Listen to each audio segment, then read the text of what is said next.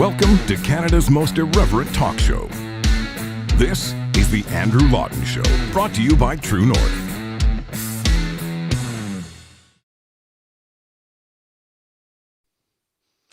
Hello and welcome to you all. This is the Andrew Lawton Show, Canada's most irreverent talk show here on True North. It is Tuesday, December 20th, 2022. We are, I believe, the third night of Hanukkah.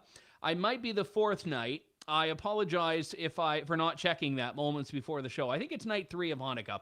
So if you are celebrating Hanukkah Sameach, and my apologies for not remembering how far along we are in it.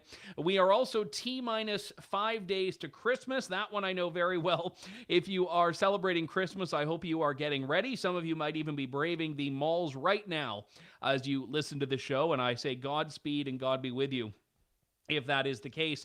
And Kwanzaa, just to cover off all the bases, Kwanzaa is starting up, I believe, on the 26th. So it's a little too early for the Kwanzaa greeting, but we'll get you covered on a future program. What other holidays? Ramadan's not near here. I believe Diwali's already come and gone.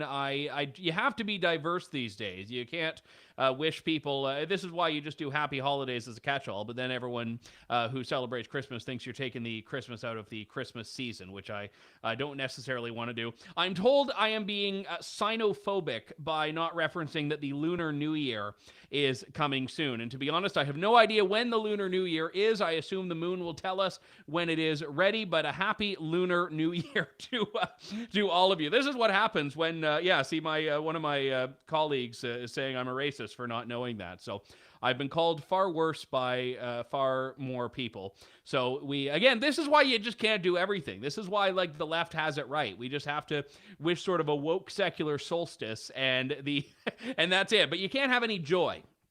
So maybe if all goes well, on the 23rd, we will do the Festivus for the rest of us. We will all have our feats of strength live on the Andrew Lawton Show.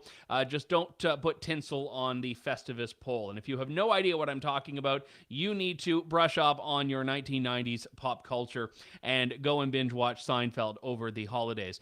Maybe this should just be the show now. I'll just list all the holidays, and if I forget one, then I could be accused of racism by whatever that group is. But I think we actually have a real show for you today. And I want to talk about Freedom Convoy 2.0. Freedom Convoy 2.0, which is supposedly coming up. And it's so bad that Ottawa police are already preemptively cracking down, saying they are not going to allow a repeat of Freedom Convoy 1.0, in which a group of truckers and supporters protesting vaccine mandates took over downtown Ottawa for 3 weeks. And I want to first off set the stage here by saying that a lot of these concerns are overblown. James Botter of Canada Unity is talking about a repeat performance to some extent, but even James Botter is saying that he wants to be in Ottawa from February 17th to February 21st, and then depart Ottawa the 22nd. So I guess that means there until the 22nd, unless it's early checkout. Checkout's at 11 a.m. If you stay beyond, then you get billed for another night or something. But he wants to do a different sort of version of this thing. He's calling it the Olive Branch, and police are saying, no, you don't get to do that. The Ottawa police chief, which is 5 police chiefs since Peter Slowly, Chief Stubbs, said police have already done significant work to address a potential protest in February. They've done intelligence gathering. They've spoken with the OPP. They've procured equipment, which they aren't saying, but I'm assuming is referring to tow trucks, because we all know from the Public Order Emergency Commission that heavy-duty tow trucks were the Achilles heel of the police and federal government in the Freedom Convoy protests earlier this year. And it's not clear what they will permit and what they won't permit. Because you still have in this country, believe it or not, and it's hard to believe with Justin Trudeau at the helm, a right to protest. You have a right to descend on Ottawa streets and cheer and wave your signs and wave your flags, and no one can take that constitutional right, and I would say that natural right, away from you. Well, the government can try. But I think that the right to protest is a God-given right that is enshrined in the Constitution. It's not a right given to you by the government. It is a right affirmed by the government. And the reason that's an important distinction here is because it doesn't matter what exists on paper. when you have a natural right to do things. And freedom of speech includes the right to protest. And one of the big failings of the government, of which there were many, with its crackdown on the Freedom Convoy protest, is that they never offered a lawful alternative. They never said, okay, all of you can protest, but the trucks have to go. You pick up your trucks, you take them out to Van Cleek or Arnprior, and you can come back in on foot. They never gave people that option. To the contrary, they pepper sprayed, they tear gassed, they ran over with horses anyone who wanted to stick around, even if they were there on foot. So if the government and police do anything to stop pedestrian protests in Ottawa this coming January and February, that will be an absolute outrage and an incredible violation of civil liberties. If they stop trucks from getting downtown, I think that's probably a legitimate use of their power if a truck is planning on camping out. But the real laugh here is that the Wellington Street corridor has already been blocked off since January 27th of this year. And police and the City of Ottawa have never reopened Wellington Street. It remains closed to street traffic. So it's actually great if you're a pedestrian and you want to just go to Wellington Street. It has already been blocked off for you, ready to await your protest, if that's what you would like to do. I should note this is not legal advice. I'm talking about the government's own logic and how this is something that people who want to demonstrate on Parliament Hill, for whatever cause, should be able to do so. Now, the reason I think this is an important discussion to have with a bit of an asterisk here, as I mentioned James Botter, who wants to do this olive branch edition, I've talked to other people who have said that there are other people, other groups, other events planned that are not connected with James Botter. I've talked to people who were there for the first Freedom Convoy and said, you know what, I want to go back for the 1-year anniversary just to check it out. I want to have a bit of a reunion. There are other people that are planning their own little things. So the media's framing of this is already completely way off. There is no official Freedom Convoy 2.0 in any form, certainly not one organized by James Botter, who, I mean, I don't actually know for sure, I believe he's still facing criminal charges. I don't know if he's allowed to go to downtown Ottawa, but there are other things that are going to happen. So don't be surprised if there is some loose group of Freedom Convoy acolytes that appear in Ottawa at various points or one point from the end of January to the end of February. But here's where I would caution people with a little bit of wisdom from history here. The Freedom Convoy was an incredible moment in Canada. It was one that I wrote about in my book, The Freedom Convoy, The Inside Story of 3 Weeks That Shook the World, which I remind you exists now for the sole purpose of if you have someone that you still need to buy a Christmas present for, it is available.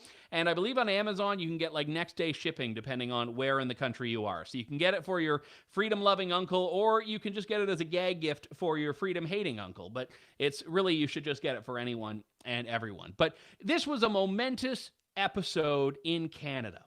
And the nature of historic events is that they can't be easily replicated, and I'm of the mind that they shouldn't be replicated. And not that the Freedom Convoy is Woodstock, but I'll use Woodstock as a comparison here, because Woodstock was just this world-changing concert that took place on a farm in upstate New York in the 1960s, I should know this, 1969, I think. Why should I know that? I wasn't even alive. But anyway, Woodstock, momentous concert. They tried to do Woodstock, I think, 3 other times. They tried to do various anniversaries of it, and it just never got off the ground, because the first one was the real one. And it was the one that had all of the conditions, all of the time, all of the context, all of the people, all of the momentum, all just aligning. The stars aligned for that one big thing. And that's true of the Freedom Convoy as well. The stars aligned to get the truckers from Delta, British Columbia to Ottawa, from Southern Ontario to Ottawa, from Quebec and Atlantic Canada to Ottawa. The stars aligned to get the media paying attention to it. They all aligned to get just the right players to stand up, people like Tamara Leach and Chris Barber and so on. And you cannot manipulate some other set of events and recreate those conditions. It happened once. It was necessary in that time. And you can't just repeat that. So if people want to go back to Ottawa in honor of or in memory of the original Freedom Convoy, I think they should have at it. A lot of people made lifelong friendships during the original protest. And if they want to have a bit of a reunion and it's an excuse to go to Ottawa, because you need an excuse to go to Ottawa in general, certainly in January or February, then have at it. But don't go thinking it's going to be something that it's not. It's not going to be a repeat of the Freedom Convoy 1.0, which was the exact situation that the circumstances warranted. And let's be real, those circumstances do not exist in the same form. And this is a bit of a contentious point because the thrust behind this protest was about freedom. Broadly, but more specifically, it was about freedom from COVID mandates, freedom from vaccine passports, the trucker mandate, as well as other mandates. And it was interesting throughout the Public Order Emergency Commission hearings, learning about how governments that denied the convoy played a role in what they were doing were actually behind the scenes conceding things to the convoy. Like Ontario, for example, denied that the convoy had anything to do with its decision to announce a date to end vaccine passports. But in the documents we saw, that actually was playing a role, just as it was in Alberta and just as it was in Saskatchewan as well. So the convoy did absolutely make a difference. And I think it was a very positive difference in the gestalt of things, in the grand scheme of things. But I'll say here that the purpose morphed as the protest went on. And when Justin Trudeau started calling them a fringe minority with unacceptable views, that was a morphing of the protest. Because all of a sudden it was about this vilification by the government. And then things went on a little bit further, and the Emergencies Act came into effect. And all of a sudden, this became the real threat to freedom. More than vaccine mandates, it was this government's use of its power to crack down on peaceful protesters.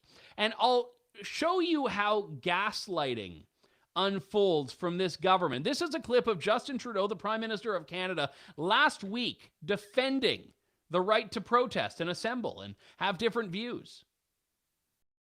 Building a stronger future for everyone, we mean all Canadians, no matter who you voted for.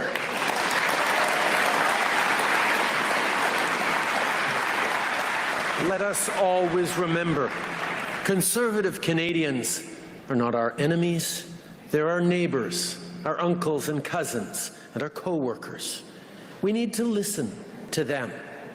Respectful disagreements and debate are an essential part of our democracy and will always be a part of our lives, even sometimes around the Christmas table. So this holiday season, let's remember to be there for one another, to be patient with one another, to be open to one another. After all, we're all in this together.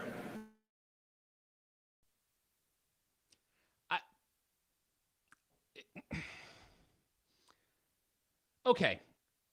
Was there like a mistranslation? No, that was actually him speaking. That wasn't translated.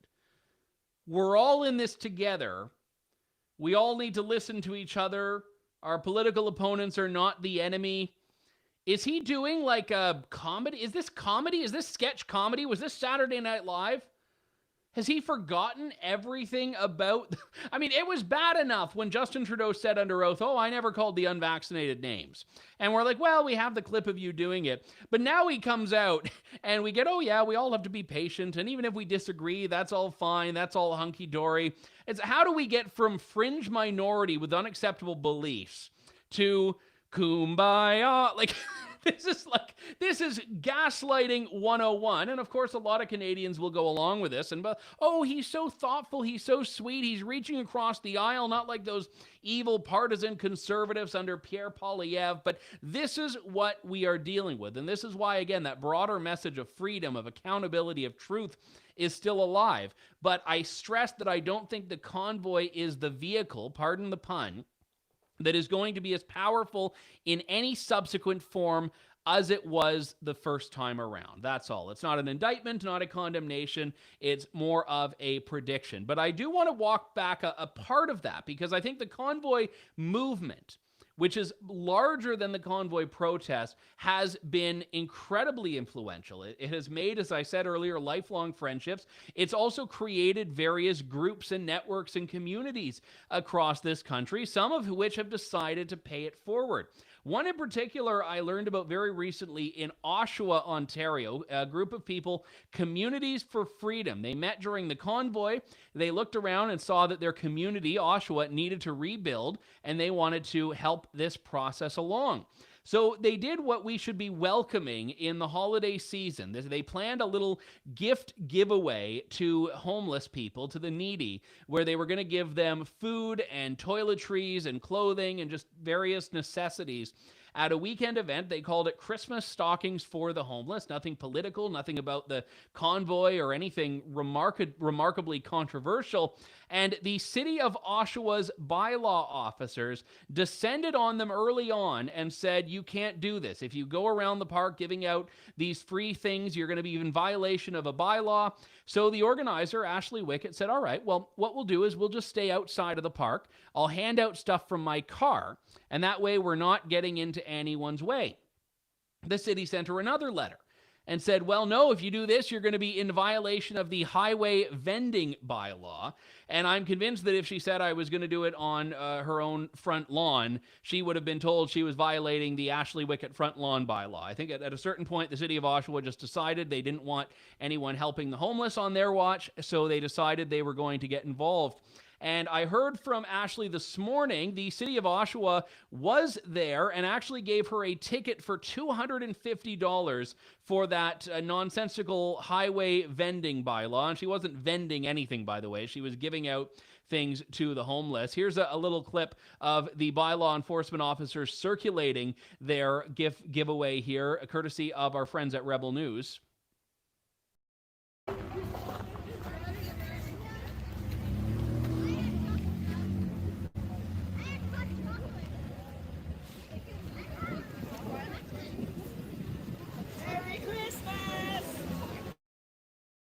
I love that. Merry Christmas. Yeah, well, Merry Christmas to you too, to the tune of $250. Ashley Wickett joins me on the line now. Ashley, thanks for coming on today. Great to speak with you. Hi, thank you for having me. So, I mean, you and I spoke last week when the bylaw officers were originally coming down on you, and I kind of hoped that when there was a bit of attention towards this, they would leave you alone and realize that you weren't doing anything wrong, but they were there. They were out there, and I don't know if it's full force, but they were certainly present on Sunday. Yeah, they were there. They did not approach us on Sunday at all. So they were just driving around. I know later on in that clip, they were taking pictures and videoing you. How did you end up getting a ticket?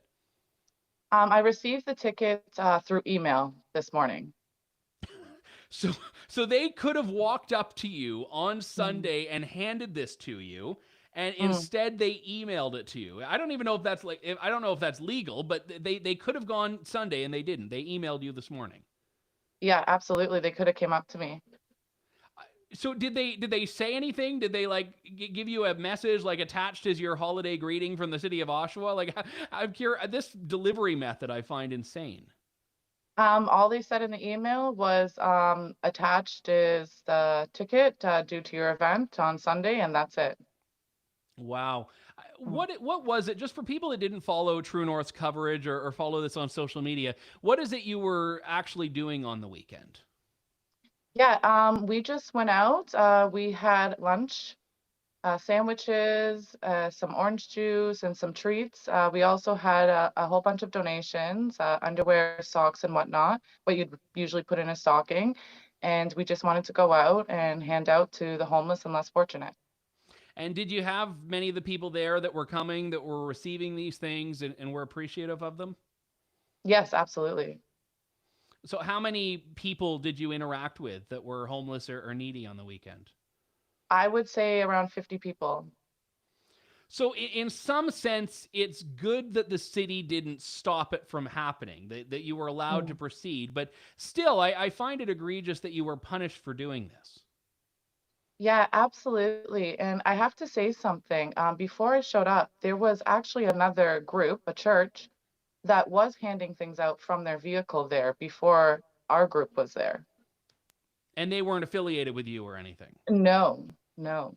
And I don't know if you know them, but are you aware if they were fined at all in the last few days? I don't know them. They also told, I did ask them, do you guys have a permit for this? They said they do not. And they are quite quiet about their things. They keep it within their group of 30, and that's it, because they know that bylaw gives, trouble.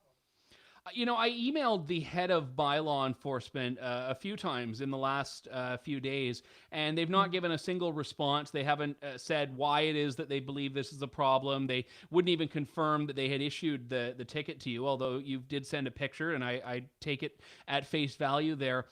You had said something when you and I spoke by phone last week that I felt may have been true, which is that you think you may have attracted the wrong kind of attention because your group has freedom in the name. And I see what you're wearing now. It has Freedom Convoy 2022 on it. So you're not shying away from your personal beliefs on this, but this wasn't a political event in any way.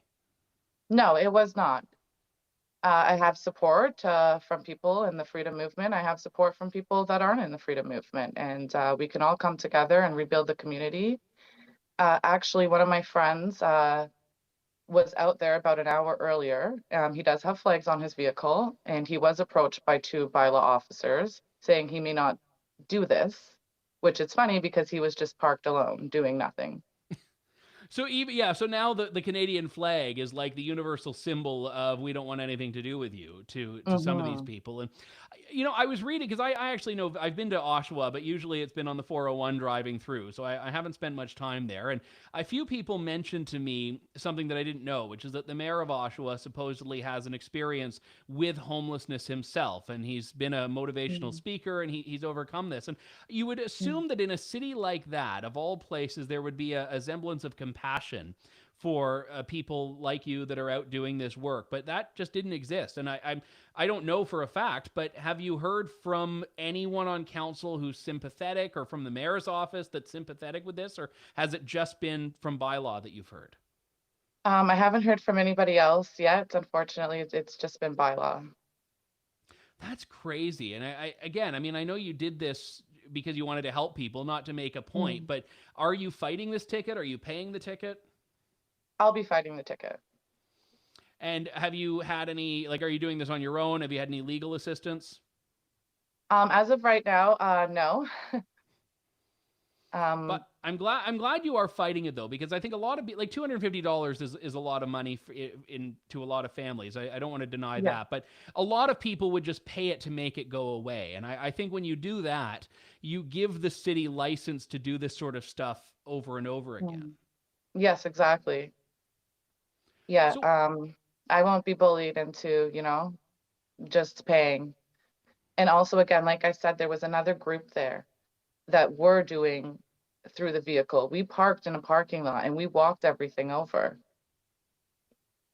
yeah, so this is the part I find odd. So just walk me through what actually happened, because I saw that I wasn't able to make it, but I saw that brief video of that Rebel journalist had taken, and I didn't see any illicit activity from your group in there, although I did hear someone point out that there might have been a violation of the distracted driving laws by the City of Oshawa by law enforcement officers. So we'll let the Durham police handle that. But you parked in a parking lot, which I'm assuming you paid for parking or it was free parking, but you didn't get a parking ticket or anything. You get food out of your car and necessities out of your car. Where is the highway vending taking place? Well, exactly. That's what I'm wondering myself. So it's I don't even know, I feel like they were just going to go after you for something, and they just decided to just reach into a filing cabinet of bylaws and pull one out here. But where was the actual distribution taking place?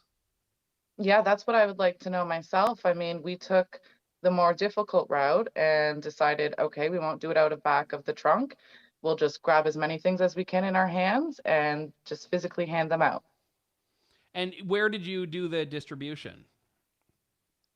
It was across from the park or on the sidewalk, wherever they were. I mean, multiple people would go up to wherever the homeless was. But it was on the sidewalk. It wasn't on the road. Yes, on the sidewalk. So And again, the idea that you would have needed a license or a permit to do that, and I think it's interesting, the other church group that was present and doing that and the same thing, and that would certainly reaffirm your theory, I suspect, that they just didn't like people with Canadian flags and freedom in their name.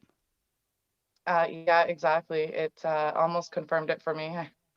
Well, where do you go from here? What's next for you? Well, I am going to dispute the ticket. And, I did have someone reach out that is close to the area where the homeless are located and said I may use their property in future times so that we could avoid this situation. That's wonderful. Well, if you do another event like this, please let me know. I am sure to put out the call on here, and I suspect you may have even more donations than you had this time if people want to show up and lend a hand. So I appreciate you doing this, and I'm so glad that you are not letting yourself be bullied by the city, because you had said that when we spoke last, that's really what it felt like they were doing to you, just bullying you into not doing this. Yeah, absolutely. I won't stand down. I will help who I want when I want. Preach it. That's the spirit. Ashley Wickett of Communities for Freedom in Oshawa. I was going to offer to pay the ticket for you, but you're not fighting it, which is even better. So we'll not help you pay that ticket, and we'll very much support you as you go up against them. And please do keep us posted. Ashley, Merry Christmas to you. Absolutely. Merry Christmas to you too. Thank you. All right. Thank you. That was such a great story. I mean, it's funny that you can take what is a heartwarming story at first of, hey, this group wants to do something nice. That's lovely. We should all do nice things. And then Oshawa, very easy to get those two mixed up given how they're behaving. Oshawa bureaucrats, though, it's not an autocorrect, it's Oshawa, just decide we don't want this to happen. We don't want anyone to help the homeless. You have to be licensed to. And if you read my story, one of the lines that they gave Ashley, which was just bizarre, was, well, maybe if you really want to help the homeless, you could just donate to established charities. For people that are homeless, I feel they will probably take a hamper in hand over a check to another organization, which will at a certain point pay it forward. But it's an immediacy that you're able to offer with this. And I've often said that I have, generally speaking, little regard for municipal bylaw enforcement. I generally cannot find any major use or purpose for them. And every time a story like this comes up, it reaffirms very much that position. So let's talk about the broader context here just before we wrap things up. And this is a microcosm of, I think, a larger fight, which is that people that take a stand for freedom are vilified and maligned by those in positions of power. And it's why I think there is probably a bit of momentum behind this idea of continuing on with the freedom movement. The same people that want to have another little gathering in Ottawa. But at a certain point, I also think people need to take a step back and say that the freedom movement can exist without there being an actual freedom protest and a convoy protest in Ottawa. And, I think leading by example is probably the absolute best thing, because one of the big narratives that emerged from the mainstream media in the Convoy 1.0 protest in Ottawa was that, they were stealing from the homeless. And, that was like one of the most easily debunked things when anyone said, well, actually, they're feeding the homeless. They're cooking food, and there's so much food, they don't know what to do with it, and they're trying to bring it to homeless shelters, and homeless shelters are saying, wow, even we don't have enough need for that food here. And you had homeless people that were staying by the food tent, that were being fed, that were also helping out, that had a sense of community. That was the spirit of the convoy. It was about people. It was about humanity. And when you see that trickle out into these other applications, like giving the homeless stockings of food and necessities and toiletries and giving them that in Oshawa, that is to me a bigger purpose and a higher purpose than a bunch of trucks in downtown Ottawa. We've got to end things there. My thanks to all of you for tuning into the program today. Tomorrow, we will start a little bit of a year-end theme of content here. We're going to have Paul Wells on the show for a post-mortem of the Public Order Emergency Commission and the Justin Trudeau factor in this last year of politics, and lots more planned in the weeks ahead as we do the countdown to Christmas and to the end of 2022. But I want to thank you all very much for tuning into the program today. We'll talk to you tomorrow. tomorrow. Thank you, God bless, and good day to you all. Listening to The Andrew Lawton Show. Support the program by donating to True North at www.tnc.news.